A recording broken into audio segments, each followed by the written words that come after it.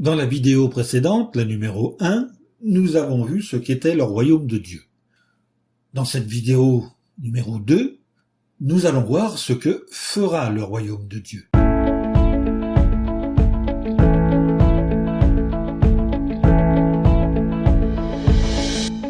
Le royaume de Dieu remplacera tous les gouvernements humains et dominera sur la terre entière. Nous l'avions lu dans le livre de Daniel au chapitre 2, verset 44. Voici donc quelques-unes des actions que le royaume de Dieu entreprendra à ce moment-là. Dans ce royaume de Dieu seront supprimés les individus malfaisants, dont l'égoïsme nuit à tous.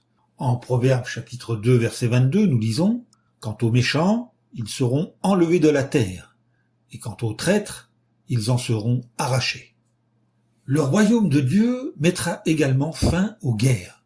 Comme il est écrit dans le livre des Psaumes au chapitre 46, verset 9, « Il, Jéhovah, met fin aux guerres sur toute la terre.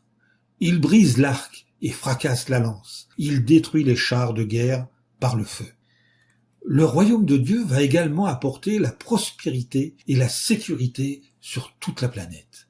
Dans le livre de Michée au chapitre 4, verset 44, selon la Bible du Semeur, nous lisons « Chacun habitera en paix sous sa vigne et sous son figuier. Il n'y aura personne qui puisse les troubler. » Le royaume de Dieu va également transformer la terre en paradis.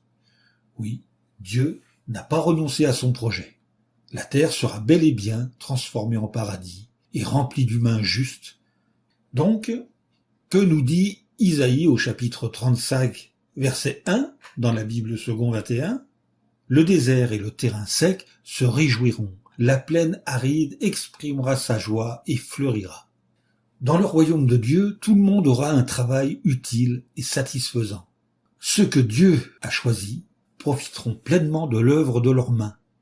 Ils ne se fatigueront pas pour rien, nous dit Isaïe au chapitre 65 et au verset 21 et à 23 de son livre. Également, le royaume de Dieu va éliminer la maladie.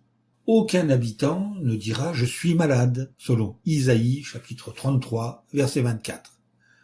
Dans le royaume de Dieu, il se passera des choses extraordinaires. Par exemple, Jésus va libérer les humains du vieillissement. Sa chair deviendra plus délicate qu'elle n'était dans son enfance. Et il sera rajeuni, selon Job chapitre 33 verset 25, dans la version Martin.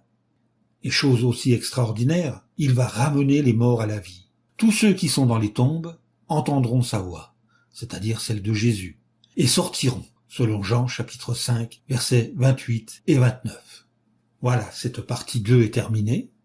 Et je vous donne rendez-vous pour la troisième et dernière vidéo concernant ce sujet du royaume de Dieu. À bientôt.